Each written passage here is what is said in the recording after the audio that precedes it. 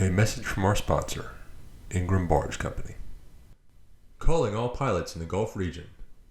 Ingram Barge Company is offering a $5,000 sign-on bonus for pilots interested in liveaboard positions. We offer a variety of schedules including 28 and 14, 20 and 10, and 21 and 21. Applicants must have a Master of Towing Vessels license with Inland and Western Rivers endorsements. Ingram offers a competitive benefits package and 401k with company match. Apply today at www.ingrambarge.com. Welcome back to Between the Levees. I am joined again on a special episode by Captain Boat Trash himself, Coan Bueche. Captain Coan, welcome back. Yes, sir. Glad to be back. And I wear that title with pride, too. So. As you should. Yes. So today's topic will actually be life in the fleet. But before we get too far into that, Coan, tell me about your home away from home, the mighty motor vessel Port Allen. All right, Port Allen. It was built in 1964. It originally was a 680 horsepower boat when it had Caterpillar engines. It's roughly 58 foot long and 22 foot wide.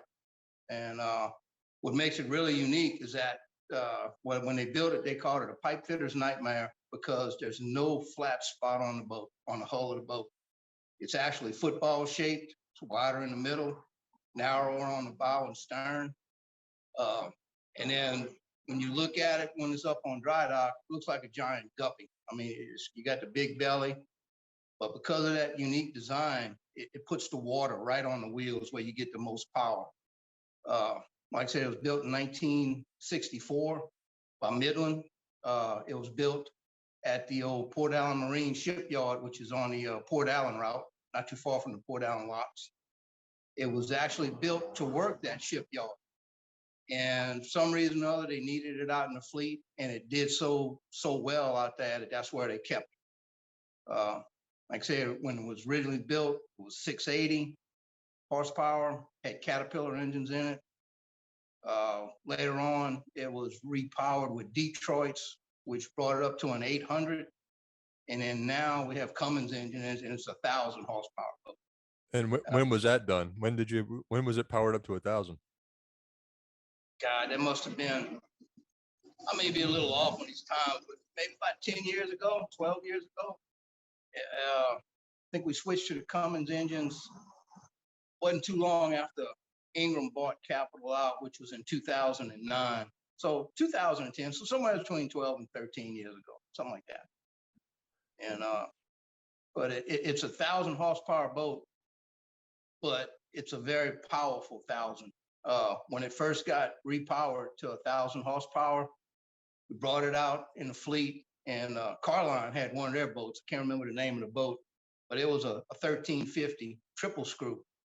And one of the guys running it, he used to work in the Baton Rouge Harbor. He said, "Come on, let's push." So, we got toe knee to toe knee, and the little old Port Allen shoved that triple screw 1350, shoved him up the river.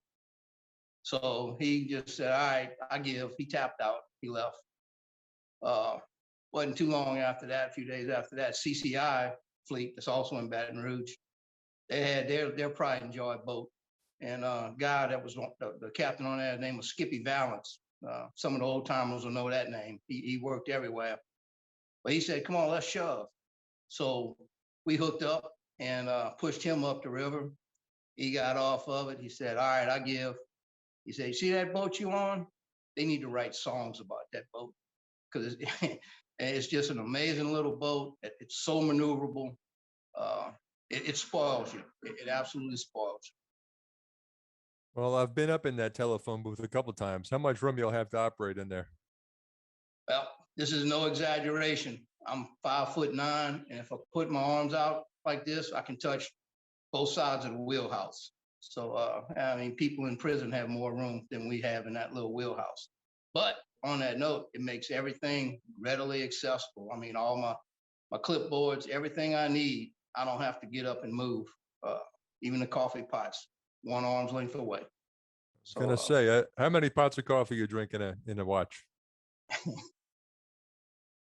I get on the boat, the very first thing I do is pour a cup of coffee, and I'll go through the first pot of coffee in less than 45 minutes. And I'll make another one a couple hours later than that. So yeah, I've got, and I have my own special blend too. So it's half of a local coffee that's known to be strong, and then also half Cuban espresso coffee. So it's pretty powerful. But 2 pots a day, and first one's gone in about 45 minutes. I think you shared a cup with me one time. I don't know that I slept that night, but whatever the case. So tell me, you get on the boat, you make your pot of coffee. Walk me through a watch. What do you do on that boat? All right. Well, I'll give you a example of a day on a fleet boat. Let's say the lead boat, coordinator boat. Uh, you first come on, of course, you talk to your relief, and he tells you what boats are in the fleet, pretty much where they're at in the tow work, and then he goes home. Because we go home, we're what they call a dinner bucket boat. We go home every when you get off watch. Every day we go home. We don't live on the boat. So he tells you a little bit about what's going on, and then you sit down and you start going through your boat orders, your night orders. Okay, let's say we're working nights. So you go through your night orders. Now, on those night orders, they'll tell you what local docks are going to need shifts to them, what ship docks in the canal, and the information that you need for the local docks that's going to take place that night. So after you locate those barges on your fleet picture, figure out what you got to do to clear them up, try to figure out who you're going to send where, and then you start looking at tow diagrams.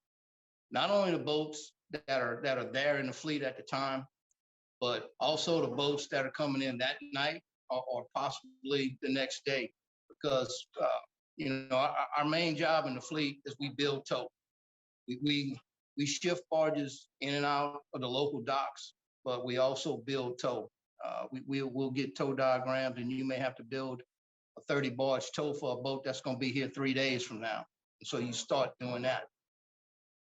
So anyway, so you go through all your tow diagrams, and you may have tows for 4 different boats over the next couple of days that you're billing for, and strategically placing barges so that you can have them when you need them for these shifts.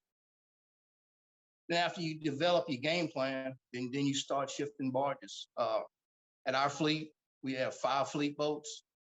And like I said, once you develop your game plan, you start sending your other boats to getting them to make shifts to start billing these tolls, or possibly going to shift something in or out of one of the docks.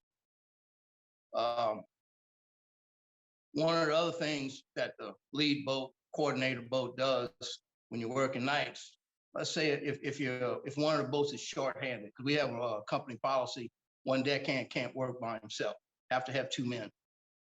So some of our crews have extra deckhands, and one of the responsibilities for the lead boat, if another boat is short-handed, we make sure we can juggle the crews however we see fit, so that everybody has an experienced man, and everybody has at least 2 men on watch. If not, you have to have, if we don't have enough deckhands to fill that spot, you have to have one boat babysit another boat. That boat with one deckhand cannot shift the barge by himself. He has to be in the vicinity of another boat so that the deck crews can work together. So after you get all that, make sure everybody's got the deckhands. Then probably the next thing you do is you figure out what boat you're going to send to what dock. Because we have shifts that go back in the canal, shifts up to Devil Swamp, and also the local docks. And one of the things that you have to take into consideration when you're picking what boat is going to make what shift is the experience level of the crew, the pilot, whether or not he's familiar with, especially back in the canal. Some of those places are pretty tight. You don't want one of your bigger boats going back there. So you start getting those dock shifts out of the way. And then after that, it's tow building. And for anybody that's not familiar with tow building, your line haul boats that shove 30, 40 barges, they come into the fleet and they'll drop and pick up anything from 1 barge to drop the entire tow, drop 30 barges and pick up 30. And we have to make sure that we have the fleeting space for that, and also start billing that. Like if he's going to drop his whole tow, start billing the tow that he's going to pick up. And then after that, it's just tow building and tow building for the next 12 hours. And how many boats are you responsible for? We have a total of 5 boats in the fleet. So I have my boat plus 4 others. And which that's one of the things about a coordinator boat. Okay. You can't just sit around and point your finger, tell them do this, do that. You have to also shift barges. So you have to think about the shift that you're making. You have to think about the shift that each one of the other 4 boats are making. And then when they get done with that shift, you have to have an idea of what their next shift is going to be. So you're actually thinking about eight shifts at one time so that you can keep the workflow going. It's when the other guys get a few moments to take a break, you're sitting there staring at tow diagrams, figuring out the easiest and most efficient way to clear a barge up so that they can get access to it and put it in the tow where it goes, so that you're not double working yourself, double working your crew, and double and triple handling barges that you don't need to. I was just gonna say, so you're looking at, 4 other boats, and then not only do you have to tell these boats where to go, you also have boats coming out of the canal calling you, line boats coming in. You have to know where you're going to put those boats at to do the work, and so you're looking at boat positions several hours ahead so that you can get in contact with these guys, so that when they call you, you're not, oh, well, let me see, so that you can tell them right off the bat, this is where I need you to go, need you to back in over here. This is how long it's going to be before you get your tow work done. So there's a lot of decision makings that goes into just building tow. Before we get too far, for the sake of my, I know that I've got a handful of listeners in Australia that know absolutely nothing about what we do. Interviewed him, in fact, on my other show. But before we get too far, you said canal a few times. I know that to be the Port Allen route, of course, the Port Allen lock. Can you give a rundown of that whole situation, what the Port Allen route is and all that? Port Allen route it connects the Mississippi River from Baton Rouge to the ICW, Intercoastal Waterway, down in Morgan City. Instead of boats having to go all the way down to New Orleans and go through, I think the Algiers locks, they can go through the Port Allen locks, and it's called the Port Allen, I forget what abbreviations for, you got to excuse me, but it's the Port Allen alternate route, and it connects Baton Rouge to the ICW at Morgan City, so that you can bypass, going through New Orleans. And the tows that come in, say that your north and southbound line haul tows, the ones that push the big 30, 40 barge tows, they'll come into the fleet, drop barges that are designated for Texas. We'll take those barges out of the 30 barge tow, build 6 packs, which is 6 barges, 2 barges wide, 3 barges long. And the canal boats will come in, take the barges from the river, go into the canal, and bring them out to Texas or wherever they got to go, anywhere from, Louisiana to Texas. I don't know how far it goes out, Brownsville, Texas, something like that, but it goes a good ways out. But as far as your local fleet shifts, the Port Allen lock is at mile 64. So y'all don't go below 61 or so, huh? Well, actually, the fleet boats, there's a couple facilities inside. And when you say mile 64, that's mile 64 on the Port Allen route. River mile marker is 228 point something. But we actually have a few facilities down the canal that are in the mile 56, something like that. So, 10 or 15 miles is the extent that we shift barges out of the fleet to service any docks back in that area. So we've covered what's normal. I know you have a few stories from over the years. How long have you been at the sticks on that vessel? All right, I've been in Capital Fleet for 33 years.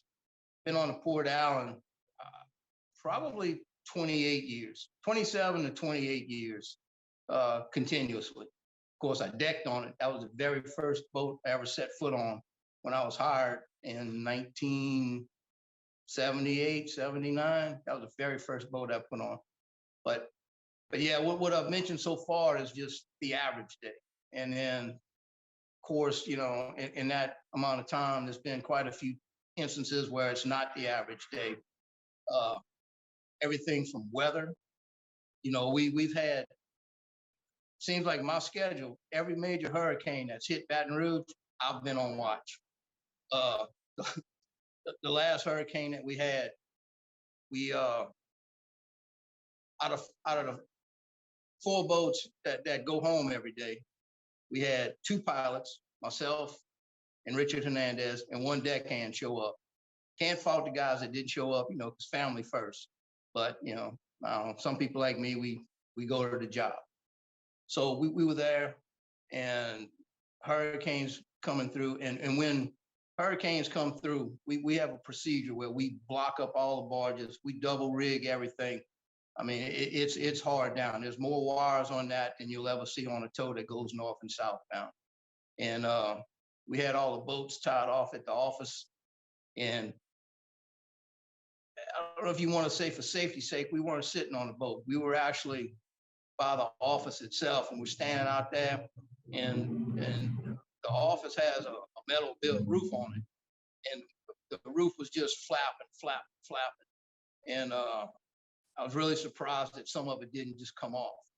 And so we were sitting there, and we trying to monitor the boats, making sure nothing's wrong with them.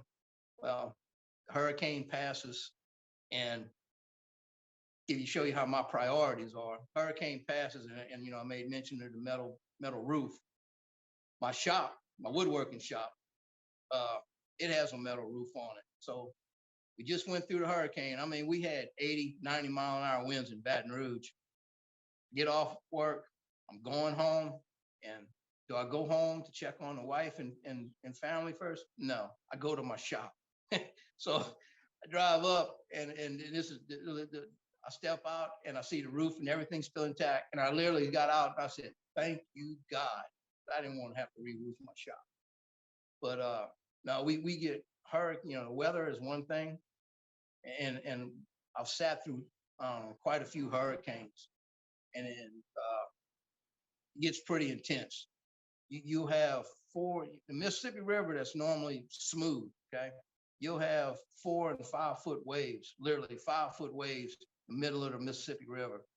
And it gets pretty intense. We have one of our anchor tiers that small barge is on a giant anchor chain, ship anchor chain. It goes down to an I-beam that's into the bottom of the river. The wind actually blew it, spun it around 180 degrees and blew it upriver. So normally the anchor chain that's pointing north was now pointing south, and it was as tight as you could get it. That's how the wind was blowing the barge up the river. So it is pretty intense. Some of the other things that if you want to say out of the ordinary, dead bodies. The Port Allen is actually on the calling chain for the West Baton Rouge Sheriff's Department. Anytime there's somebody that jumps off of one of the bridges, especially at night, they'll call us. And this doesn't happen that very often. I don't know, 30 years, probably, 5 or 6, okay? They'll call us to go and assist with spotlights to look for, the jumper, once they hit the river. And one of the instances that comes to mind, we got the call. It was in the afternoon. We went up there to go help them look for the guy who jumped off the bridge. Well, couldn't find him. And we looked. We figured most time when somebody jumps off a bridge, if you don't find them, they usually find them 50 miles down the river. Okay, so this guy jumped off. We went to try to find him, couldn't find him. And fast forward about 5 months later, coming out of crew change, headed northbound, just cleared the I-10 bridge. I get a radio call. Hey, Port Allen, they got a body going down on Apex dock. So, anything that happens in the Baton Rouge Harbor, Port Allen is the first boat they call. Been there since forever. So, well, I go over there above Apex, and we can see the body floating down. And there's 2 oversized red flag empty barges on the head of Apex dock. And I know if that body goes underneath there, there's no way that we're gonna find it. So I call my crew, got a 2-man crew, and I tell them, look, get spike pole. I'm gonna get alongside of it. And the guy still had his clothes on. I said, don't stick him. I said, take the hook and just try to hook his shirt or something. Don't pull him on board. Just pull him to the side of the boat. So they do that, right? They hook his shirt, and they pull him to the side. And this was the guy that jumped 5 months before, so he was kind of bloated up. His head was barely hanging on. It'd been all lacerated. And I called the sheriff's department. They sent out a rescue boat with the coroner on it. And they get the body and they start pulling on the boat. Right as they're doing that, another boat passed, okay? Throws his wake, hits the body, splashes on my deckhands. One guy starts puking right there. So, and the other guy is trying to hold on and not puke, But they get him on board. And the way that they ID'd him, the reason we know it was a guy from 5 months prior was he had a knee replacement. And he took the serial number off the knee replacement, and that's how they knew that it was the guy from 5 months prior that had jumped in the river. So he got hung up, who knows, on a tree stump or one of the local docks for 5 months before he came down the river. Then some of the other out of the ordinary stuff, bridge collisions. There's an Upper Baton Rouge bridge, and it's in a really bad spot. You come around a 90-degree turn, and there's a story that goes with this bridge. So I'm gonna tell you that before I get to the bridge collision. This bridge, I don't know what year it was built in, but it was back before Exxon Dock was there. Can't remember what their name was before it was Exxon, but before that dock was built in Baton Rouge, the refinery was built in Baton Rouge. They wanted to build it further up north, I think somewhere in Arkansas. Huey P. Long, who was the governor at that time, said, no, I want that in Louisiana. And they went back and forth. And he intentionally built this bridge where he built it low enough so that a ship could not pass under it.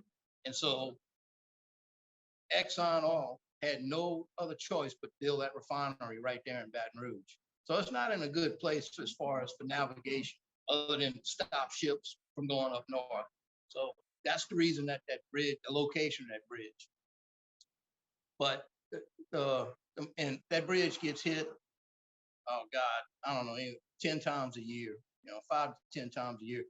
And before the industry started putting assist boats up there to help during the high water, it used to get hit a lot more. I mean, it was during flood stage, during high water, every 2 or 3 days, somebody might hit it. But the last incident that I was involved in, boat was southbound, and he hit the bridge. He knocked his 2 port strings off. And this is just amazing the way it transpired. He hit the bridge and knocked the 2 port strings off. Now, this is 3:30 in the morning. Well, it's actually about 3:15, because I just gotten on a boat, poured me a good cup of that strong coffee, and didn't even get to take a sip. And I set it down on the console and started going through my stuff. And I get the call. Come in there, Port Allen. We need some assistance. We just hit the bridge. So I'm like, all right. So it's right in the middle of crew change, waiting for deckhands to show up, and said, we get the boats going, and I get 2 boats dispatched going up there to go assist. And at this time, we have no idea if you have barges sinking or the barges, floating everywhere. We really don't know. Fortunate enough, he knocked 2 port strings off. Everything stayed together. No couplings were broke. It was pretty good.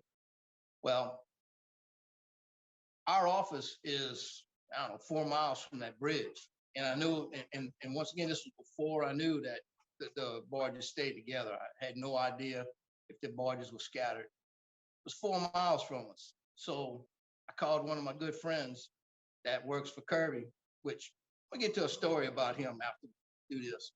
But anyway, I get to give him a call and let him know what's going on. And when a boat hits the bridge or any kind of accident, it's not, well, it's a Marquette boat or an Ingram boat. it's a fellow mariner. So everybody in the harbor, if you call and you tell them what's going on, they're going to respond. So Donnie, well, the boat the Kirby boat, he's about a mile from it. He doesn't ask any questions. I tell him what's going on, and he's underway going there to assist. And so he got there now probably about 20, maybe 30 minutes before we did.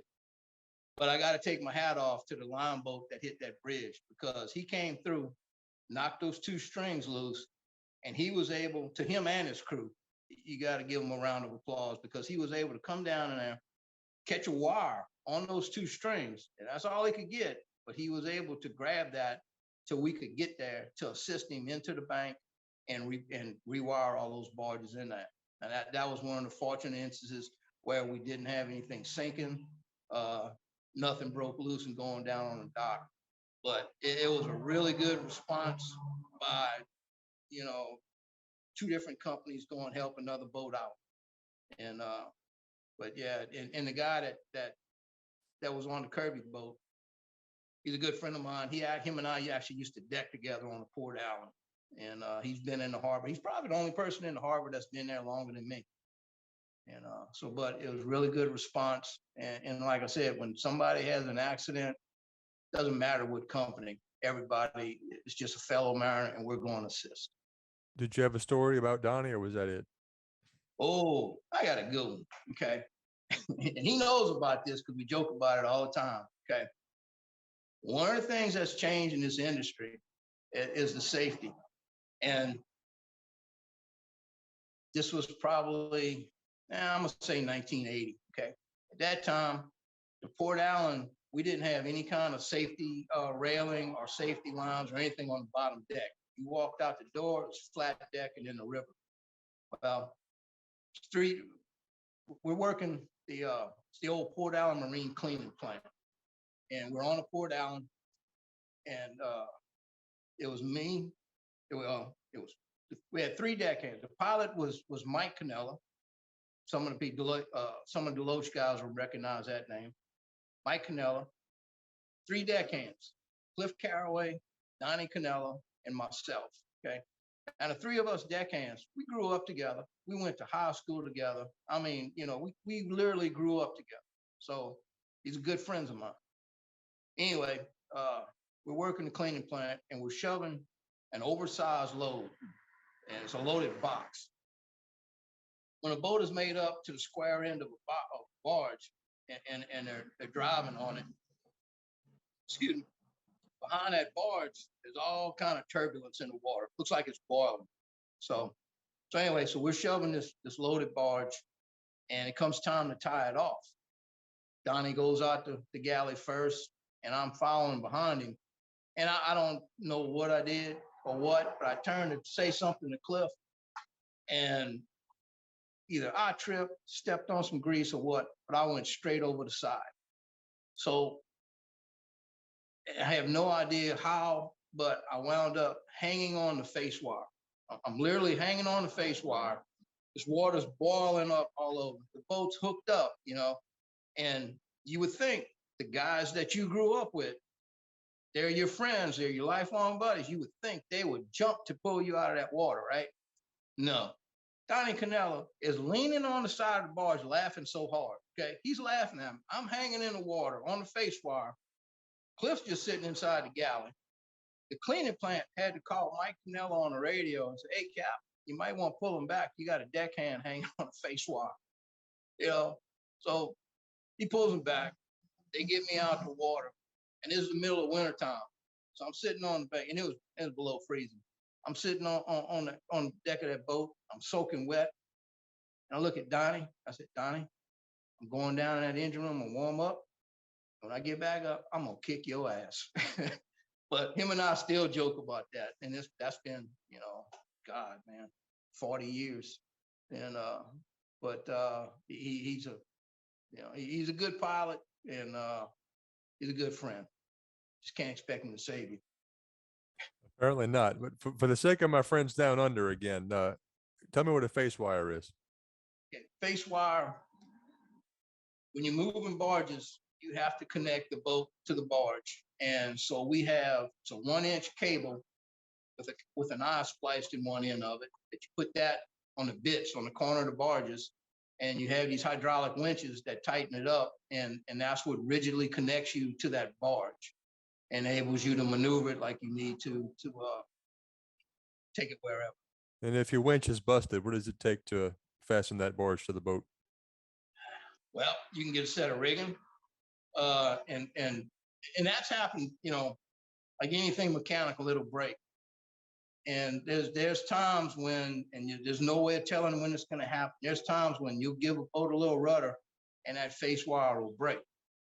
And you have to have a good deck crew that can come back, and you can get a set of rigging, throw it out there, or right on the front of the boat, you have an H-bit. And hopefully you have a good line there, and you get it's a 2-inch dock line. You could get a 4-part and just tie it as tight as you can. You won't have the best steerage, but you'll be able to steer the barge enough to keep it out of harm.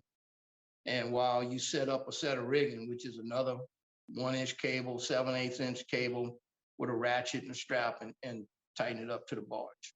Well, you mentioned one time going swimming by mistake. There was another story you told me some time ago. You want to share that one? You talking about the one Jerry deal? Yes, sir. Okay. All right. This is another instance where it should have never happened. Okay. I take the responsibility for this. There was a boat that had ran aground. It sliced it opened up the hull, and it started taking on water, and it was sitting on bottom. They knew it was going to sink. And at that time, I was working for Custom Fuel. They wanted us to go over there and pump the fuel off of the boat before they tried to raise it in case something went wrong. And that way they wouldn't have, all these thousands of gallons of diesel spilled everywhere. Well, boat was, it was on bottom, but the deck was above. So we tied the fuel flat off alongside of it. And at that time, I was running the Jerry deal and broke the boat out. And we actually had that boat tied off alongside the fuel flat. And I was out helping the tankerman run hoses and everything so we could pump the fuel off the boat.